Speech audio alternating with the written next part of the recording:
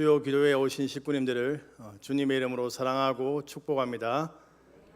우리 옆에 있는 분들이랑 한번 인사 나누겠습니다. 제 옆에 앉아주셔서 감사합니다.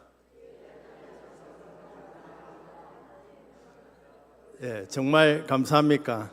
표정이 아닌 것 같은데 한 번 더 우리 앞뒤로 인사 나누겠습니다. 식구님과 함께 예배하는 것이 제 인생에 있어서 가장 큰 기쁨이고 행복입니다.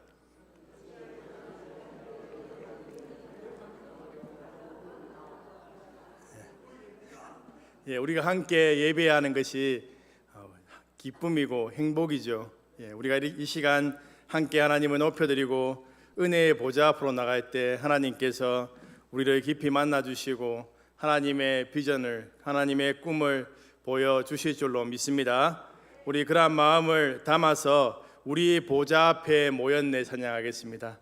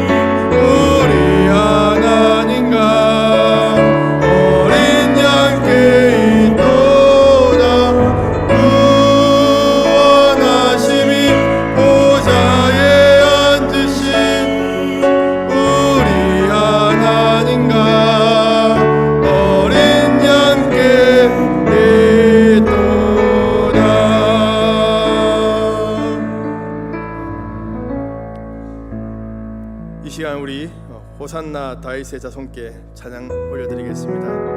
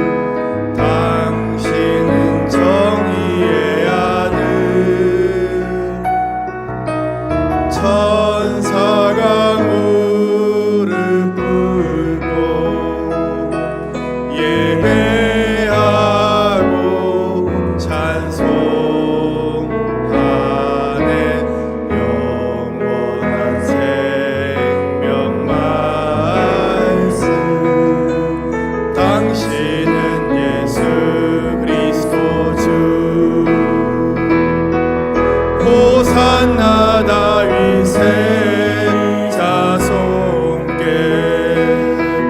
호산나 불러 왕 중의 왕 높은 하늘의 영광을 예수 주 메시아 내 당신은 영광의 왕 당신은 영광의 왕 당신은 평강의 왕 당신은 하늘과 땅의 주 당신은 정의의 아들 천사가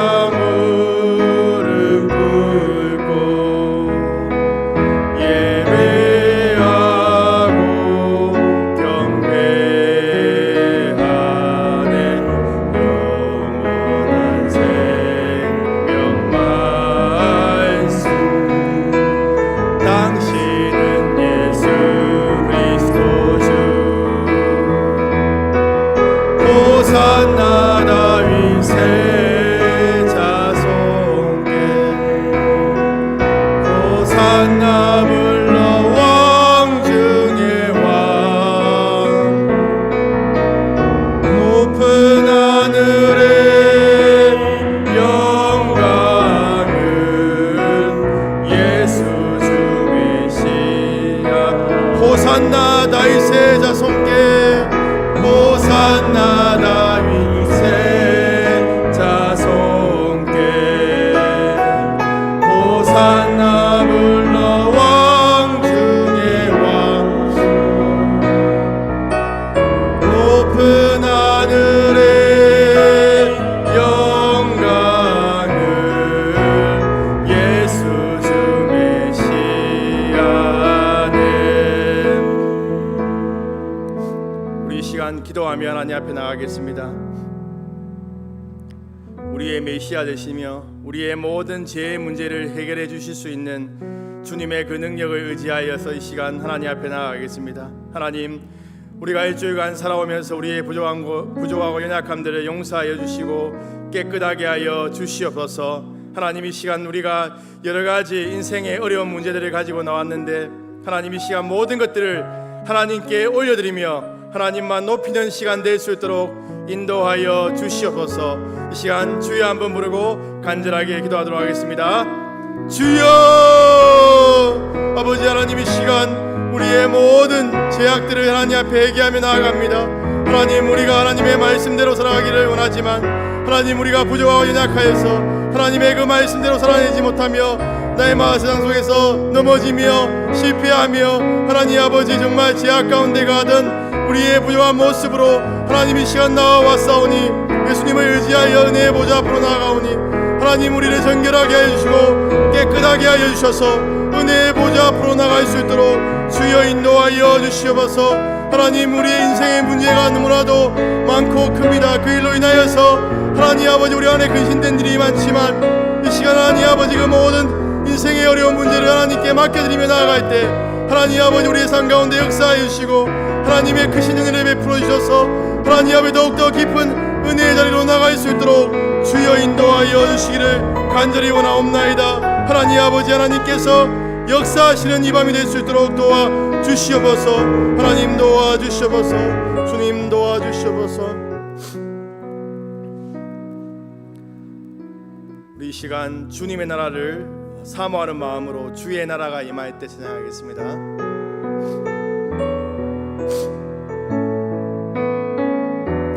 주의 나라가 임할 때 하나님 임재하실 때 예배가 회복되며 기적은 일어나네.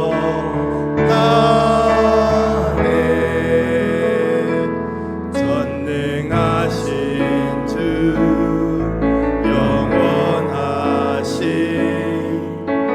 능력의 통치자 자유가 선포되어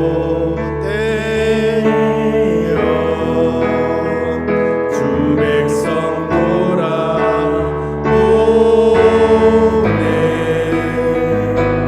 하나님 나라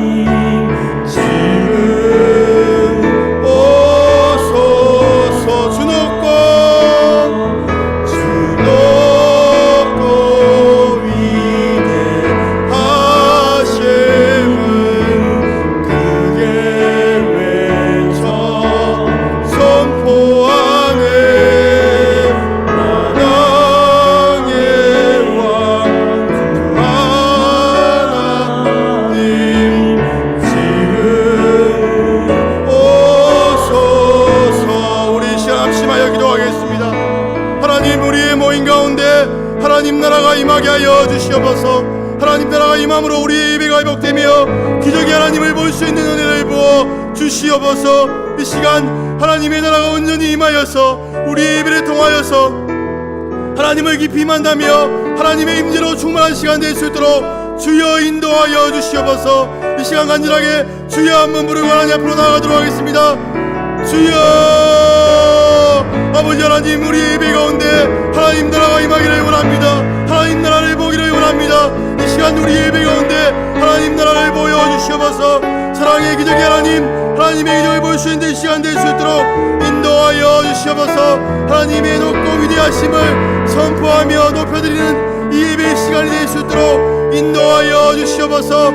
우리 예배 시간 가운데 하나님의 나라가 온전히 임하여서 하나님의 그 나라 가운데서 하나님 즐겁게 하나님의 은혜를 누리는 저희 모든 식구들 될 수 있도록 하나님 인도하여 주시옵소서. 하나님 이 시간 하나님의 은혜가 충만한 시간 되게 하여 주시옵소서. 주님의 임재로 충만한 시간 될 수 있도록 주여 인도하여 주시옵소서. 하나님 도와주시옵소서. 하나님의 은혜를 부어주시옵소서. 하나님 이 시간 온전히 하나님 나라를 볼 수 있는 은혜를 부어주시옵소서. 주님 도와주시기를 간절히 원하옵나이다. 하나님 도와주시옵소서.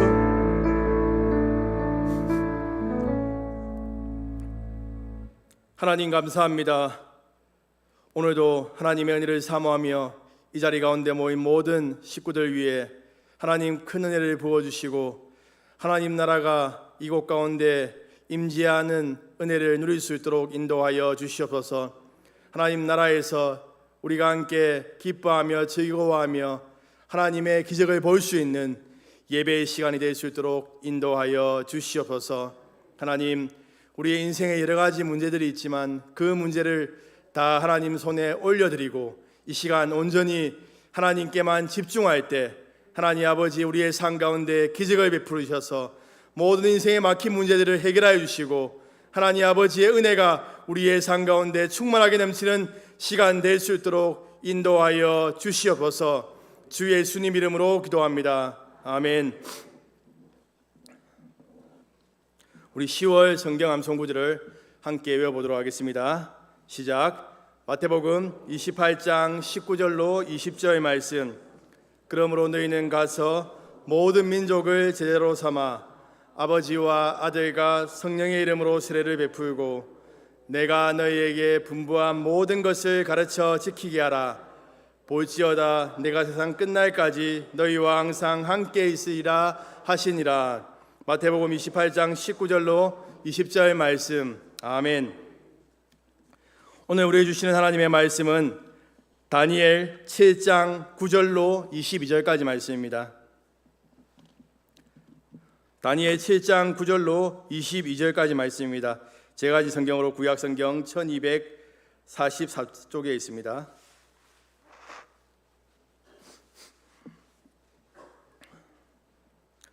다니엘 7장 9절로 22절까지 말씀을 저와 여러분이 한 절씩 읽도록 하겠습니다. 제가 먼저 9절 말씀을 읽겠습니다. 내가 보니 왕자가 놓이고 옛적부터 항상 계신 이가 자정하셨는데 그의 옷은 희기가 눈 같고 그의 머리털은 깨끗한 양의 털 같고 그의 보좌는 불꽃이요 그의 바퀴는 타오르는 불이며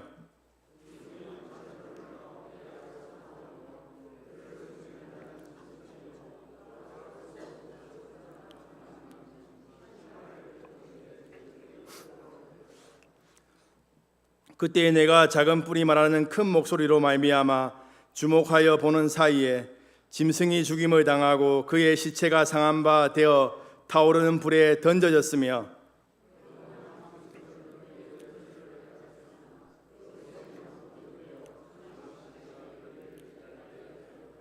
내가 또 밤 한상 중에 보니 인자 같은 이가 하늘 구름을 타고 와서 옛적부터 항상 계신 이에게 나아가 그 앞으로 인도되매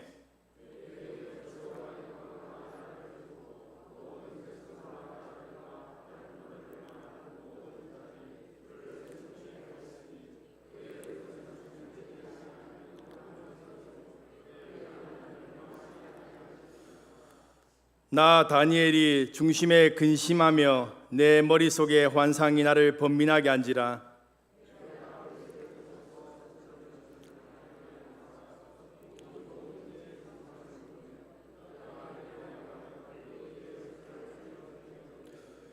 그 내 큰 짐승은 세상에 일어날 내 왕이라.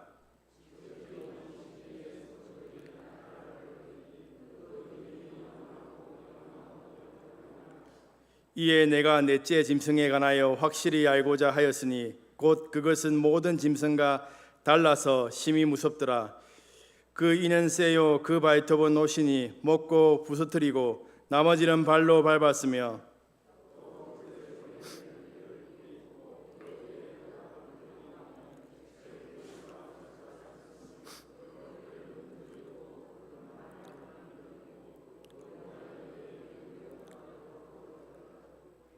내가 본즉 이 뿔이 성도들과 더불어 싸워 그들에게 이겼더니 옛적부터 항상 계신 이가 와서 지극히 높으신 이의 성도들을 위하여 원한을 풀어주셨고 때가 이름에 성도들이 나라를 얻었더라. 아멘. 오늘 저녁에는 다니엘 7장 9절로 22절까지 말씀으로 영원한 하나님 나라, 영원한 하나님 나라라는 제목으로 하나님 말씀 증거하겠습니다. 우리 옆에 있는 식구님들과 인사 나누겠습니다. 영원한 하나님 나라를 기다리며 살아갑시다. 한 번 더 인사 나누겠습니다. 앞뒤에 있는 식구님들과 인사 나누겠습니다. 영원한 하나님 나라를 바라보며 살아갑시다. 아멘. 우리의 삶에 어려운 문제들이 해결되지 않고 고통과 아픔 속에 살아간다고 하더라도 영원한 하나님 나라에서 누리게 될 영광을 기억하며 믿음으로 이겨나가시는 그러한 식구님들 되길 소망합니다. 1992년 10월 28일이 어떤 날인지 압니까? 다미 선교회가 휴거를 예언했던 날입니다. 요한계시록의 말씀을 잘못 해석함으로 인해서 그러한 잘못된 사상을 펼침으로 많은 사람들이 미혹되어서 그날을 기다리고 그날이 거짓으로 드러나게 되고 교주 이장님은 감옥에 가게 되었죠.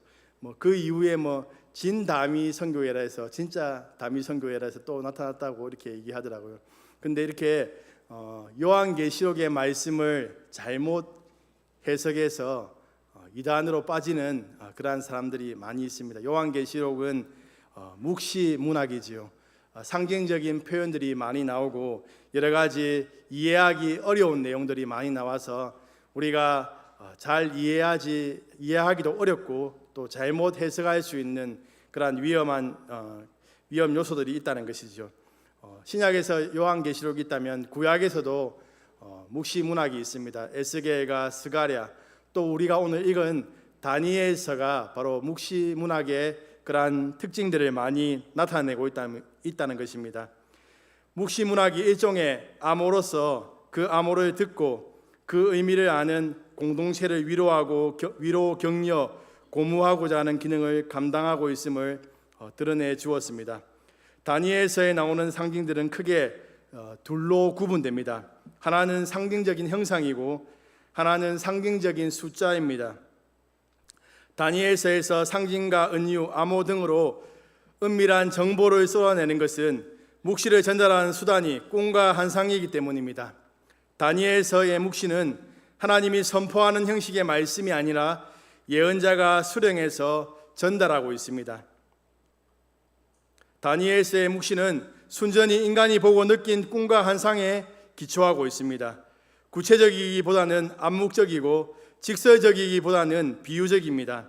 다니엘서는 다니엘서가 전술되고 편찬되던 당시 유다 백성이 겪어야 했던 쓰라린 정치적, 사회적, 역사적 체험에 대한 고발과 풍자가 내장되어 있습니다. 다니엘서의 상징들이 구체적으로 무엇을 지칭하는 언어적 수단인지는 그것에 대한 정치, 사회적 사건들에 주목해야만 파악될 수 있습니다. 다니엘서의 상징 가운데 묵시문학의 저자가 독자들에게 그들이 살고 있는 때가 언제쯤인지를 확인하게 하는 이른바 도표 형식의 묵시적 시나리오가 들어있습니다. 다니엘서 2장이 바로 역사의 과정을 표현하는 대표적인 사례라고 할 수 있습니다. 다니엘서의 상징 가운데에서는 숫자도 있습니다. 역사의 종말을 예고하는 수단으로 숫자를 활용했기 때문입니다. 다니엘서의 숫자는 예루살렘이 70년이 지나면 회복될 것이라는 예레미야의 예언에 대한 묵시적인 풀이입니다. 역사적 종말에 관한 소망을 1년의 숫자로 바꿔서 표현해 놓은 것이죠. 예레미야가 예고했던 70년의 기간이 지나서도 유대 백성의 처지가 나아지지 않았다는 데 있습니다. 다니엘서의 수비학적인 상징은 세상의 종말을 예견하는 데 주안점을 두고 있습니다. 다니엘서는 독자들에게 지금 현재 상황이 마지막 때의 최종적인 순간에 아주 가깝다는 것을 주지시키기 위해서 과거로부터 오늘에 이르는 역사의 과정을 역사 결정론적인 시간표를 들려주고 있습니다. 이런 틀 속에서 다니엘서는 역사의 최종 마침표에 해당되는 때가 과연 얼마 남았는지를 확인시켜 주고자 한다는 것입니다. 아무튼 다니엘서는 이런 묵시적인 특징을 통해서 독자들에게 소망을 주고 있지요. 먼저 다니엘과 그 세 친구에게 소망을 주고 있습니다. 그들이 바벨론으로 끌려온 시기는 아마 대략적으로 14세에서 15세 정도로 추정합니다. 지금의 중2, 중3 정도의 나이에 바벨론으로 끌려왔다는 것이죠. 부모도 없이 끌려와서 다른 나라의 문화를 배웠던 그들이 얼마나 절망적이고 어려웠겠습니까? 이러한 다니엘서의 미래에 대한 소망을 보여주면서 다시금 그들이 하나님 나라에 대한 소망을 가지도록 이끌어준다는 것입니다. 또한 다니엘서는 바벨론 포로로 끌려온 자들에게 소망을 주고 있습니다. 바벨론이라는 나라는 얼마나 강한지 계속해서 영토를 확장해가고 전혀 무너지지 않을 것 같습니다. 예레미야의 예언의 말씀대로 70년이 지난 후에 이스라엘 백성들이 다시 이스라엘로 돌아온다는 것이 불가능하게 보입니다. 그렇지만 하나님께서는 다니엘서를 통해서 그 강한 바벨론이 무너지게 되고 또 그 이어서 나타나게 될 바사와 메대 제국도 무너지게 되고 모든 나라들이 무너지게 될 것임에 대해서 말씀하시면서 영원한 하나님 나라를 기대하고 소망하게 만든다는 것이죠. 오늘 본문 말씀은 다니엘서 중에서도 가장 해석하기가 어려운 부분입니다. 마치 판타지 소설에서나 나올 법한 모양을 가진 짐승들이 등장하고 있습니다. 내용이 딱딱하고 어렵더라도 성령께서 우리에게 지혜와 계시의 영을 부어주신다면 능히 은혜 받는 시간이 될 줄로 믿습니다. 오늘 본문 말씀을 통해서 세상 역사 속에서 자신의 백성을 지키시고 보호하시는 하나님의 은혜를 깨닫게 되기를 소망합니다. 오늘 본문 말씀인 다니엘 7장은 벨사살 원년에 다니엘에게 주어진 한상입니다.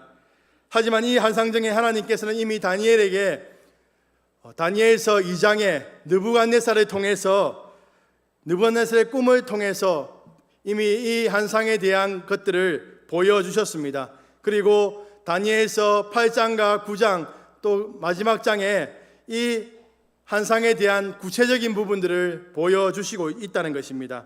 반복해서 하나님께서 보여주시는 것은 하나님께서 이것을 반드시 이루어 주실 것이라는 확정인 것이죠. 다니엘서의 주제는 하나님의 주권입니다. 다니엘서 전체의 주제를 살피기 위해서 가장 핵심 구절이 되는 부분이 다니엘서 2장 21절 말씀입니다. 우리 스크린을 참고해서 한번 같이 읽도록 하겠습니다. 시작.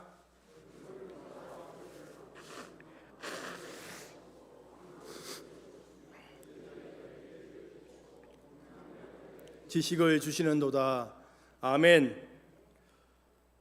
하나님께서 시간의 주관자이시며 한 나라를 흥하게도 하시고 또한 패하게도 하시고 모든 지혜와 지식의 모든 것들이 하나님 안에 있음을 이야기하는 그 책이 바로 다니엘서라는 것입니다. 다니엘서를 통해서 하나님의 그러한 주권이 이 세상 역사 속에서 어떻게 이루어져 가는가를 보여주고 있다는 것입니다. 오늘 본문 말씀을 이해하기 위해서는 다니엘서 2장 말씀을 살펴보아야 합니다. 다니엘서 2장에서 느부갓네살 왕은 꿈을 꾸게 됩니다. 그 꿈을 꾸고 난 후에 번민하지요. 바벨론 제국이 어떤 지혜자도 느부갓네살이 꾼 꿈을 해석하지 못했습니다. 하지만 하나님의 지혜를 받은 다니엘은 꿈을 해석해 줍니다. 다니엘이 꾼 꿈의 내용은 이렇습니다. 사진 띄워주십시오. 잘 보이십니까? 꿈에 한 큰 신상을 보았는데 크고 광채가 매우 찬란했고 그 모양이 매우 두려웠습니다. 그 우상의 머리는 금으로 되어 있었고 가슴과 두 팔은 은이고 배와 넓적다리는 노시고 그 종아리는 쇠요 그 발은 얼마는 쇠요 얼마는 진흙이었습니다. 그런데 손대지 아니한 돌이 나와서 신상의 쇠와 진흙에 발을 쳐서 무너뜨림으로 모든 우상이 무너지게 됩니다. 또한 우상을 친 돌은 태산을 이루어서 온 세상에 가득하게 되었다는 것이죠. 다니엘은 하나님이 보여주신 대로 왕에게 그 의미를 설명하고 있습니다. 느부갓네살이 다스리는 바벨론은 금머리이고 그 뒤를 이어 왕보다 못한 나라가 일어나게 될 것인데 바로 바사 제국입니다. 그리고 셋째로 똑같은 나라가 일어나서 온 세계를 다스릴 것인데 바로 헬라 제국이지요. 넷째 나라는 강하기가 쇠 같은데 쇠는 모든 물건을 부서뜨리고 이기는 것처럼 그 나라가 문나라를 부서뜨리고 찢을 것이라고 말하고 있습니다. 그 나라가 쇠 같은 든든함이 있을 것이나 그 발가락이 얼마나 세요 얼마나 진흙인즉 그 나라가 얼마나 든든하고 얼마나 부서질 것이라고 이야기하고 있는 것이죠. 사진 없애주시면 됩니다. 다니엘 7장은 다니엘 2장에 나타난 대제국들의 흥망성쇠와 하나님 백성들의 운명을 좀 더 상세하게 설명하고 있습니다. 2장은 세상 역사에 대한 전체적인 예언이 나타나고 그리스도의 재림을 강조하면서 마쳐집니다. 7장에서는 동일한 역사적 기간이 다른 표상과 상징을 통하여 반복 설명되면서 하나님과 사단 사이에 벌어지는 선과 악의 대쟁투로 초점을 모아가고 있습니다. 7장과 그 뒤에 계속되는 예언에서는 하나님의 백성과 짐승으로 상징된 세상의 대제국들이 어떻게 선과 악의 대쟁투에서 참여하게 되는지를 보여주며 대제국을 통하여 자신의 의도를 이루려고 시도하는 사단의 계획이 적나라하게 표현되어 있습니다. 그러므로 다니엘 2장을 세계 역사와 지구의 종말에 대한 전체적이고 개략적인 윤곽이라고 부른다면 다니엘 7장은 2장의 장면을 더욱 구체화시키면서 하나님과 사단의 계획을 함께 드러내는 다니엘서 2장의 속편이라고 말할 수가 있습니다. 벨사살 원년에 다니엘은 침상에서 꿈을 꾸고 머릿속으로 한 상을 받았습니다. 그가 받은 한 상은 하늘의 네 바람이 큰 바다로 세차게 부는 장면부터 시작됩니다. 큰 하늘의 네 바람이 불자 바다로부터 모양이 각각 다른 큰 네 짐승이 나왔습니다. 바다는 구약의 창조 신학에서 매우 중요한 상징물입니다. 바다는 분명 하나님이 창조하신 피조물인데 하나님 나라의 완성과 관련되어 한 신비한 이유와 목적 때문에 하나님의 창조 주권이 유보된 채 남겨진 특수한 피조 영역입니다. 그것은 하나님이 창조하실 때 남겨둔 혼돈 세력의 거소입니다. 하나님은 이 세상을 창조하실 때 전능하심에도 불구하고 당신의 창조 주권에 저항하는 잠재적인 반역 세력을 남겨두셨는데 그것이 바다 혹은 바다에 거하는 괴물입니다. 이어서 네 짐승에 등장하고 있습니다. 다시 한번 사진 띄워주시기 바랍니다. 다니엘이 첫 번째로 이야기하고 있는 그러한 짐승은 사자의 모양을 하고 있고 등에는 독수리의 날개가 달려 있습니다. 고고학을 근거로 해서 볼 때 바벨론은 사자를 국가의 상징물로 사용하였습니다. 2400년이 지난 지금도 바벨론의 성벽에는 사자가 조각되어 있으며 거대한 돌사자가 앉아있는 모양을 볼 수가 있습니다. 다니엘서 2장에서 바벨론이 모든 중에 왕인 금으로 표상되었던 것처럼 7장에서는 모든 동물들의 왕인 사자와 모든 새들의 왕인 독수리로 상징되었습니다. 예레미야는 바벨론의 느부갓네살을 사자와 독수리에 비유한 적이 있습니다. 그런데 이 날개가 뽑히게 될 것이라고 이야기하고 있습니다. 바벨론 왕 느부갓네살 때는 절대적인 권력을 가지고 사자와 독수리와 같이 그 권세를 펼쳤지만 그 이후에 세월이 흐르면서 바벨론은 공격적이고 사납던 사자와 독수리의 기질을 잃어버리고 연약한 사람의 마음을 가지게 된 이후 역사에서 사라지게 되었습니다. 실제로 느부갓네살 왕 이후의 바벨론 왕들은 모두 연약한 기질을 가진 왕들이었다는 사실을 역사에서 확인할 수가 있습니다. 그들은 정치와 군사에 관심을 갖는 대신에 문화와 종교에 관심을 집중시키므로 군사는 점점 쇠약해져 갔습니다. 역사의 주인이 바뀌는 시간이 되자 한때 그토록 강력한 패권을 휘둘렀던 바벨론도 메대와 바사의 연합군에 의해서 힘없이 정복되고 말았습니다. 두 번째 짐승은 곰입니다. 사자의 위험을 갖추지는 못했지만 끈질기고 물러설 줄 모르는 용맹과 잔인함의 특징을 가지고 있는 곰은 메대와 바사를 대표하기에 적절합니다. 한번 제정하면 영원히 변경할 수 없는 메대와 바사의 미련한 법의 성질은 곰의 특성을 잘 부합하고 있습니다. 몸 한편을 들고 있는 곰의 모습은 이 나라가 세력의 균형이 잡혀있지 않는 두 나라로 이루어졌음을 나타냅니다. 메대 바사는 둘 다 인도 유럽계의 형제지간의 나라였습니다. 역사 초기에는 메대가 수도권을 잡았으나 바사의 고레스가 일어나면서 메대는 바사에 흡수되고 말았습니다. 곰의 입에 이사이에 새 갈빗대가 물렸다는 표현은 메대와 바사에 의해서 정복된 세 나라 리디아, 바벨론, 이집트의 종말을 나타냅니다.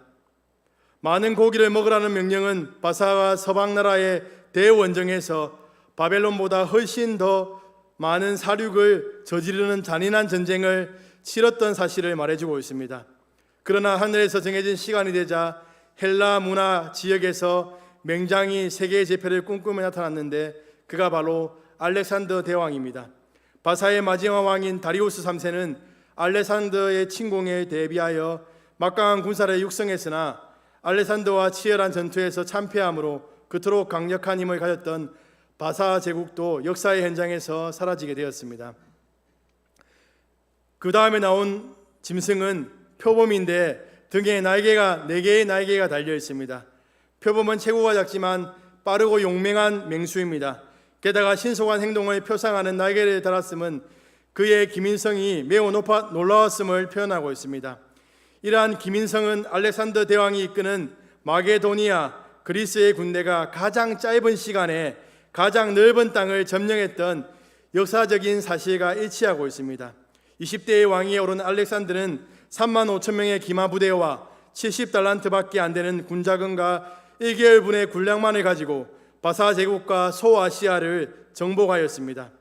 그는 동쪽으로 인도까지 점령하는 대제국을 이루하였지만 무절제한 생활과 열병으로 인하여서 33세의 나이로 요절하게 되었습니다. 그는 동서남북을 새처럼 빠르게 움직이면서 가장 짧은 시간에 거대한 땅을 손 안에 넣었습니다. 머리 넷이 있다는 표현은 머리는 성경에서 수령 또는 지도자를 나타냅니다. 이러한 표상은 실제로 알렉산더 대왕의 사후에 그대로 실현되었습니다.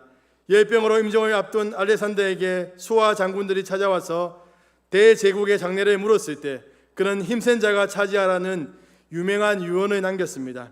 그의 유언대로 대제국은 힘센 자들의 각축장이 되었는데 결국 4장군 카산드와 리시마쿠스, 셀루쿠스, 탈레미에 의해서 알렉산더의 대제국이 4개의 왕국으로 분할되고 말았습니다.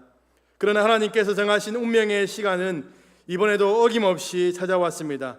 4장군에 의해서 분할 통치됐던 4왕국은 4번째 짐승인 로마 제국에 의해서 차례로 흡수되고 말았습니다. 이태리 반도에서 일어난 라틴 민족의 강체 같은 의지는 여러 차례 전쟁을 통하여서 당대의 모든 문명, 세계 즉 남부 유럽, 프랑스, 잉글랜드, 네덜란드, 스위스, 남부 독일, 헝가리, 터키, 소아시아 전역 아프리카를 정복하였습니다. 그 당시 로마의 강력한 통제와 군사력을 벗어나서 도망칠 수 있는 나라는 없었습니다. 로마에 대항하여 저항하는 것은 곧 파멸을 의미하였습니다. 그런데 앞에 나온 새 짐승의 경우에는 다니엘이 그 모습에 상당하는 짐승의 이름을 찾아서 묘사하고 있는데 4번째 등장하는 짐승의 특징은 무섭고 놀라운 짐승으로 묘사하고 있습니다. 이렇게 표현하는 것은 로마의 목과 망치에 의해 기독교인들이 박해받는 참혹한 광경을 보았기 때문입니다. 이 짐승은 앞에 모든 짐승과 달랐는데 10뿔을 가지고 있었습니다. 다니엘은 짐승의 뿔에 유심히 보았는데 뿔들이 서로 각축하는 장면이었습니다. 한 다른 작은 뿔이 그 사이에서 나더니 첫 번째 뿔 중 3뿔을 뿌리까지 뽑아버립니다. 이 작은 뿔은 사람의 눈 같은 눈들과 말하는 입을 가지고 있었습니다. 그 입은 큰 말을 하는 일이었습니다. 다니엘은 내 짐승에 대한 환상만 본 것이 아니지요. 다니엘은 하늘에 놓인 왕자, 즉 법정과 같은 곳을 보게 됩니다. 오늘 본문 9절로 10절까지 말씀을 함께 읽겠습니다. 시작.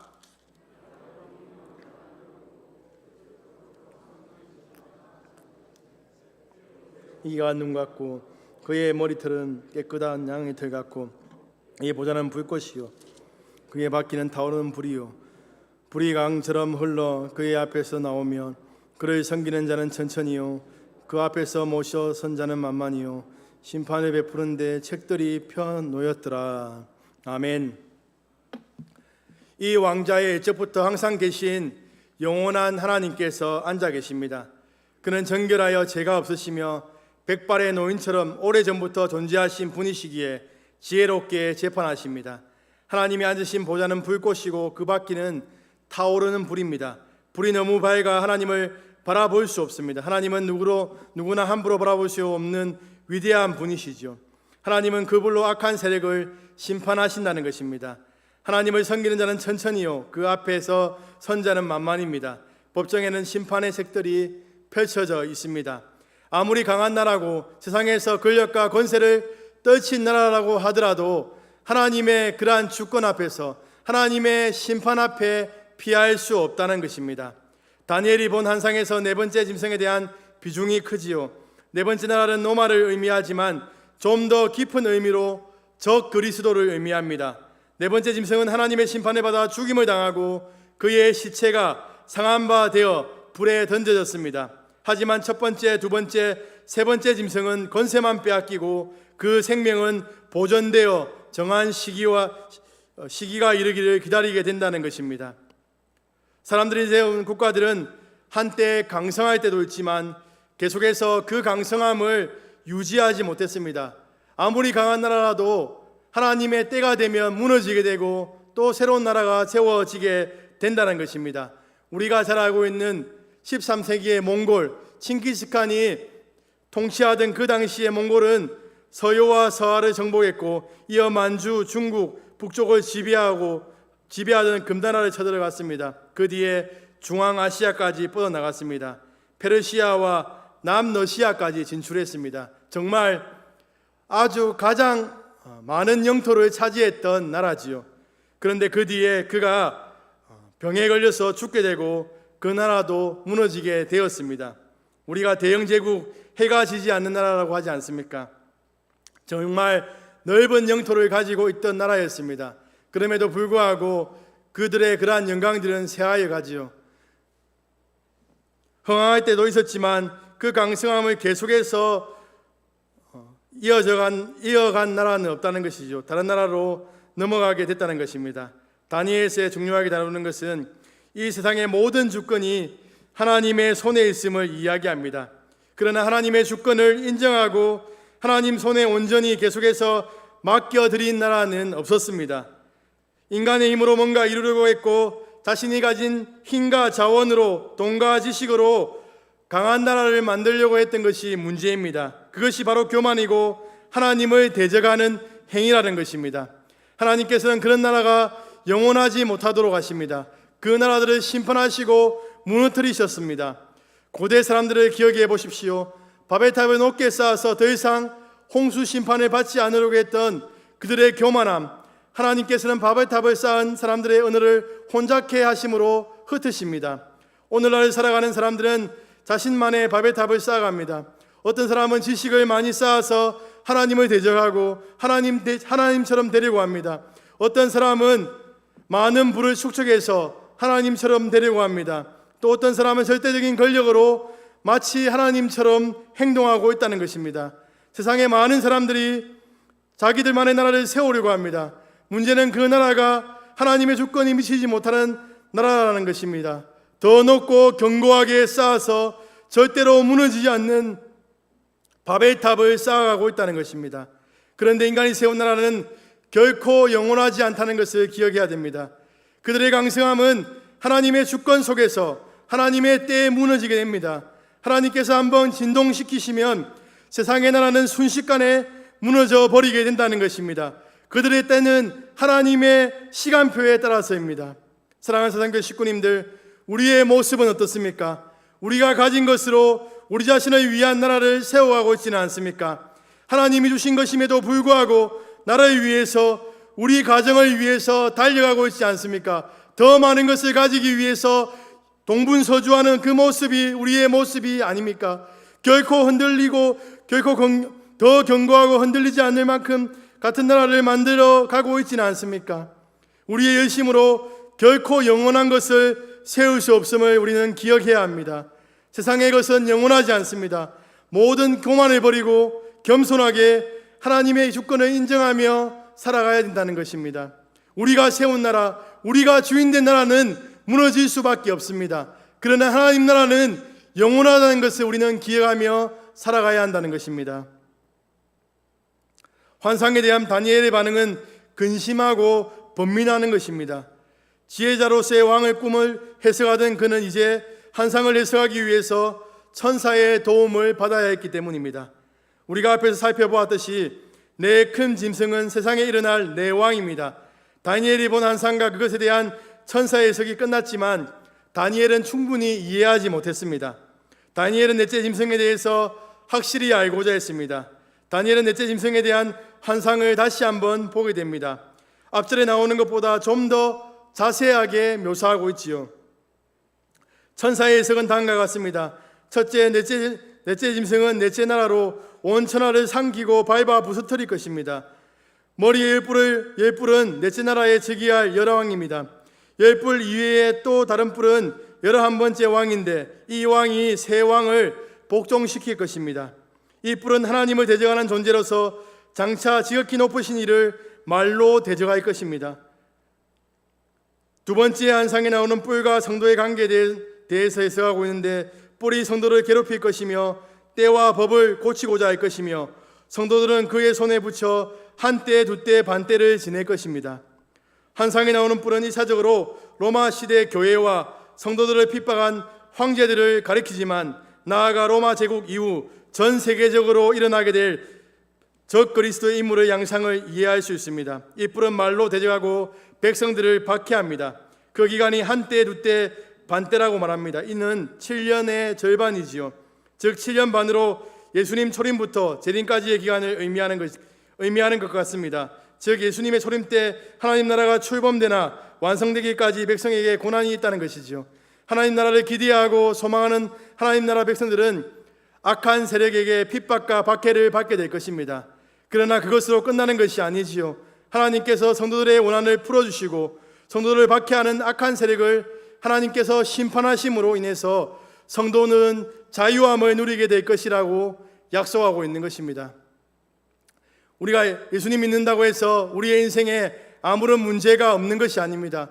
박해가 없는 것이 아니지요. 우리가 예수님 믿는다고 하더라도 우리의 삶 가운데 여러 가지 박해와 핍박들이 있다는 것입니다. 적 그리스도의 그러한 박해들이 있다는 것이죠.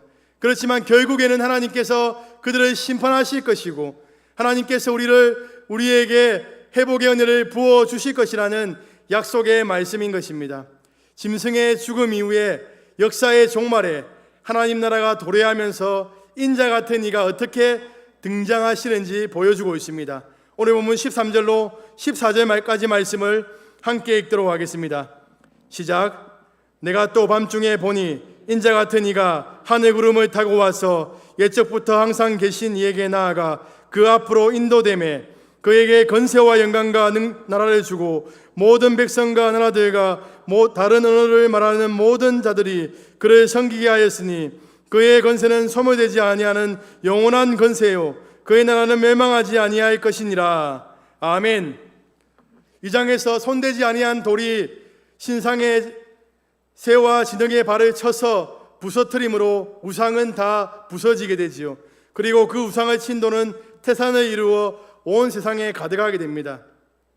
돌에 의하여 이루어진 하나님 나라가 7장에서 더욱 명백해집니다. 인자 같은 이는 짐승과는 대조되는 표현입니다. 그는 구름을 타고 와서 옛적부터 계신 이에게 인도됩니다. 다니엘서에서 인자 같은 이는 인간이 다니엘과 구별되는 신적인 존재입니다. 모든 백성과 나라와 다른 언어를 말하는 자들이 인자 같은 이를 섬깁니다. 그가 받는 권세는 영원한 권세이고 그의 나라는 영원히 멸망하지 않습니다. 이 나라는 궁극적으로 예수 그리스도를 통해서 이루어지게 될 하나님의 나라를 의미하는 것입니다. 예수님을 통해서 그 나라는 이미 시작되었고 예수님께서 다시 올 때 완성될 것입니다. 다니엘은 영원한 그 하나님 나라를 바라보며 포로 생활 가운데 소망을 가지고 살아갔던 것입니다. 우리 믿음의 선배는 영원한 하나님 나라에 소망을 두고 살았습니다. 히브리서 11장 16절 말씀을 스크린에 참조하여서 함께 읽도록 하겠습니다. 시작. 그들이 이제는 더 나은 본향을 사모하니 곧 하늘에 있는 것이라. 이러므로 하나님이 그들의 하나님이라 일컬음을 받으심을 부끄러워하지 아니하시고 그들을 위하여 한 성을 예비하셨느니라. 아멘. 우리의 믿음의 선배들은 영원한 하나님 나라를 보면서 이 땅에서 나그네와 이방인처럼 살아갔습니다. 이 땅에서 삶이 영원할 것처럼 여기는 사람들은 땅의 것을 놓지 못해서 끝까지 그것을 붙들며 살아갑니다. 그래서 이 땅의 것을 얻기 위해서 아등바등 치열하게 살아간다는 것이지요. 자신의 모든 에너지와 시간들을 이 땅의 것을, 이 땅의 나라를 이루기 위해서 투자한다는 것입니다. 그러나 하늘 소망을 바라보는 자들은 이 땅의 삶이 공고하고 어렵더라도 믿음으로 이겨나갑니다. 하나님께서 회복시켜 주실 것을 기대하며 소망 가운데 살아간다는 것입니다. 영원한 하나님 나라를 바라보는 자는 세상의 헛된 것이 아니라 예수님을 붙드는 삶을 살아갑니다. 예수님을 우리의 진정으로 왕으로 모셔드린다면 이 땅에서 영원한 하나님 나라를 맛보며 살아가게 될 줄로 믿습니다. 예수님이 왕 되신 나라는 결코 흔들리지 않고 변하지 않는 나라입니다.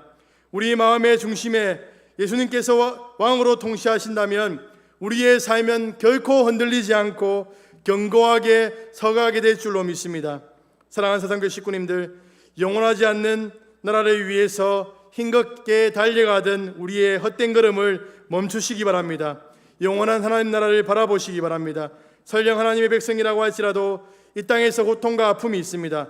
그러나 결국에 하나님께서 우리의 슬픔의 눈물을 닦아주시고 우리의 연약함을 회복시켜 주실 것입니다. 상처나고 찢긴 마음을 위로하고 싸매어 주실 것입니다. 그 영원한 하나님 나라를 바라보며 믿음으로 살아가시는 식구님들 되길 소망합니다. 말씀을 마무리하겠습니다. 사랑하는 사상교회 식구님들, 우리는 악인의 형통마음을 부러워할 필요가 없습니다. 그들의 나라는 영원하지 않습니다. 그들은 하나님의 때에 무너지게 됩니다. 하지만 하나님을 붙드는 백성들은 영원토록 형통함을 누리게 될 줄로 믿습니다. 우리는 영원한 하나님 나라를 붙들고 살아가고 있습니까?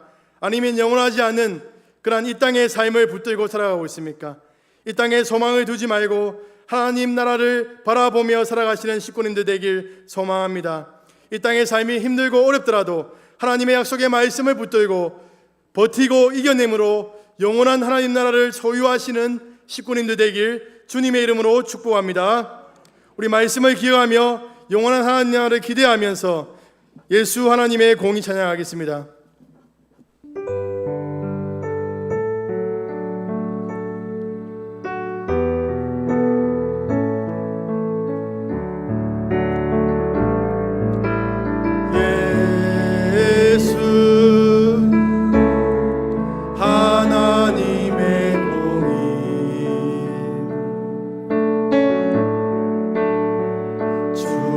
생자 그의 나라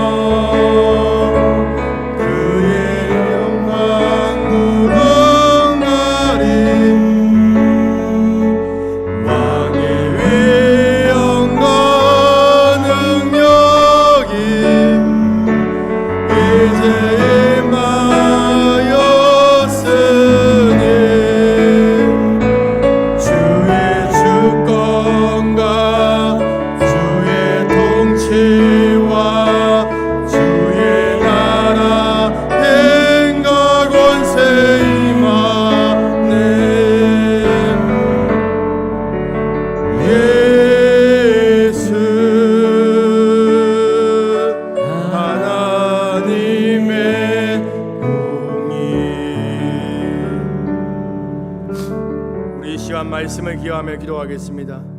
우리의 삶을 한번 돌아보십시다. 우리의 모습이 이 땅에 영원히 살 것처럼 여기며 살아가고 있지는 않습니까? 이 땅의 것을 얻기 위해서 우리의 모든 시간과 에너지를 올인하고 있지는 않습니까? 이 땅의 것에 연연하지 말고 영원한 하나님 나라를 바라보며 우리에게 주신 것을 선용하며 살아가게 하소서. 영원한 하나님 나라를 바라보며 이 땅에서의 고난도 이겨나가게 하소서. 영원한 하나님 나라를 바라보는 소망하는 자는 예수님을 우리의 왕으로 모시고 그분의 통치 안에 살아가는 것입니다.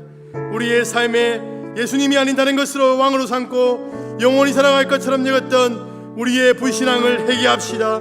다시금 우리가 왕으로 섬기던 거짓된 것을 벗어버리고 하나님만을, 예수님만을 우리의 왕으로 모시고 영원한 하나님 나라의 통치권 안에 들어가서 하나님 우리의 삶 가운데 하나님이 우리의 왕 되셔서 하나님 나라가 이루어지게 하여 주시옵소서. 이 시간 간절하게 주여 한번 부르고 기도하며 나아가도록 하겠습니다.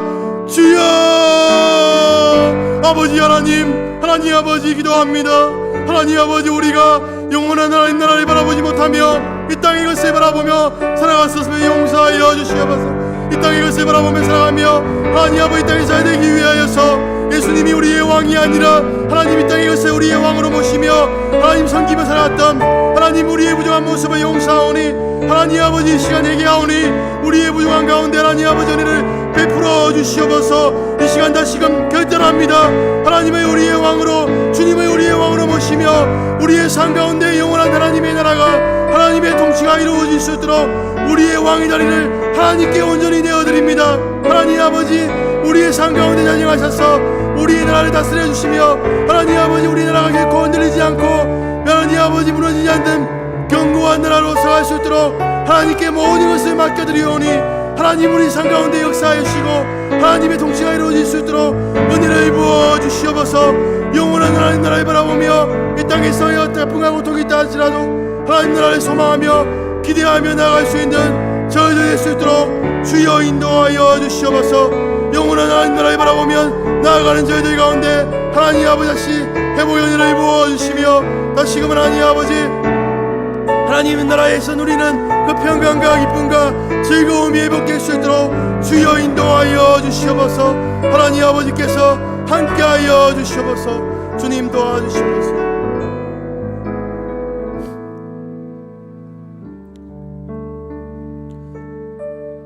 우리 이 시간 다음 세대를 위해서 기도하겠습니다.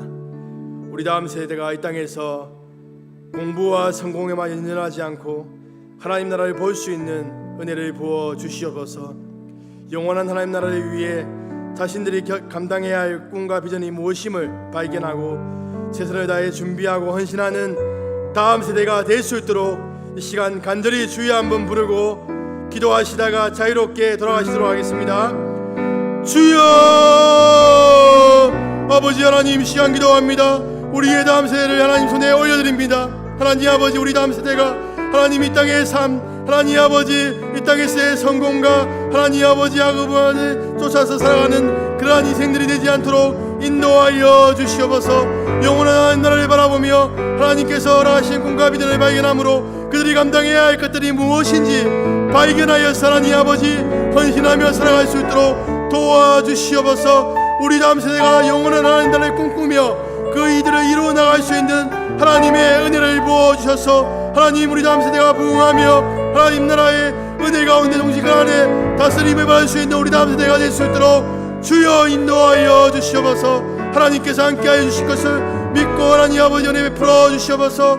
또한 이 시간 하나님 아버지 저희들이 개인적인 기도의 자명을 가지고 하나님 앞에 나갈 때 하나님 우리 가운데 역사해 주시고 우리의 기도를 들으시고 하나님의 기도로 응답하여 주셔서 하나님 우리의 기도를 통하여서 하나님의 역사가 나타나게 하시고 하나님 아버지 우리 삶 가운데 하나님의 회복의 은혜가 나타날 수 있도록 주여 인도하여 주시옵소서. 오 하나님 도와주시옵소서. 주님 도와주시옵소서.